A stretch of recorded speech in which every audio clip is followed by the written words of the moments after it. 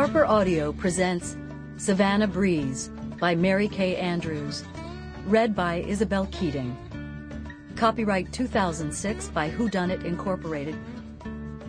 Production and abridgment copyright 2006 by HarperCollins Publishers.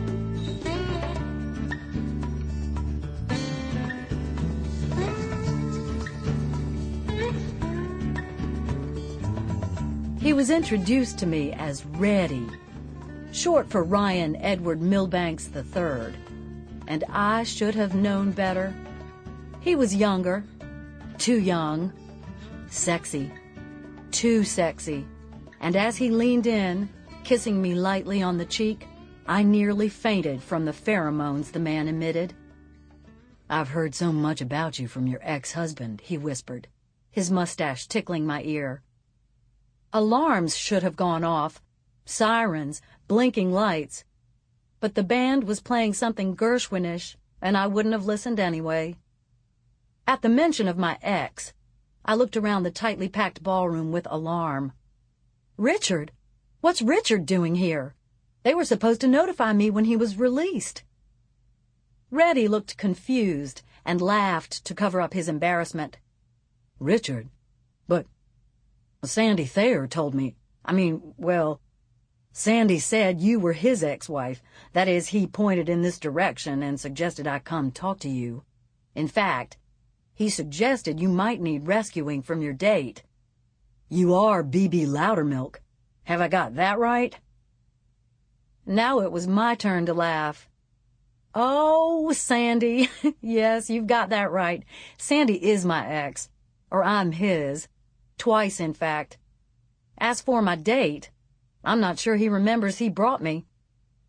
I grimaced in the direction of Tater Love, my so-called date, who'd spent most of the evening drooling down the front of my ball gown and who was now draped over the bar, consuming one beer after another.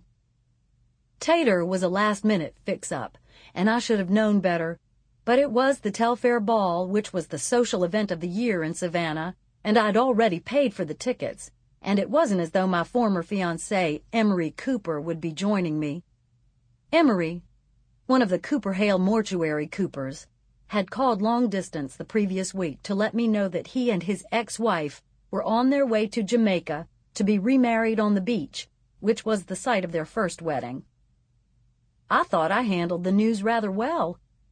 I took the salmon steaks I'd bought for our dinner that evening, drove over to his townhouse, and slid them through the mail slot in the door. That way, when Emery and his new bride returned home in a week, they'd have something to remember me by. There was no way I was going to skip the Telfair Ball. For one thing, I was on the host committee. For another, by now, everybody in town knew that Emery had thrown me over for Sissy Drobish, the buck-toothed millionairess mother of his 3 children. It wouldn't do to have people talking about me behind my back. If they were going to talk, by God, they could just do it to my face. I'd spent the whole day of the ball getting ready for battle. Manicure, pedicure, facial, and new honey blonde highlights in my hair. I'd gotten all my big girl jewelry out of the safe deposit box and had Roy, my hairdresser, pile my hair on top of my head so everybody could see that I hadn't returned Emery's diamond earrings. However fabulous I looked, however, did not change the fact that I was stuck for the evening with Tater Love, who'd been too cheap to rent the evening shoes to go with his tux. It was going to be a very long evening, which was why I'd decided to anesthetize myself with Chardonnay as soon as we arrived at the dance. Reddy took my elbow and guided me firmly from the dance floor to a remote corner of the ballroom. "About my exes," I started to explain. "Shh," Reddy said, putting a finger to my lips. "Be right back." And when he reappeared, he had a plate of lobster in one hand and a pair of crystal flutes in the other. He lifted the front of his Sample complete. Ready to continue?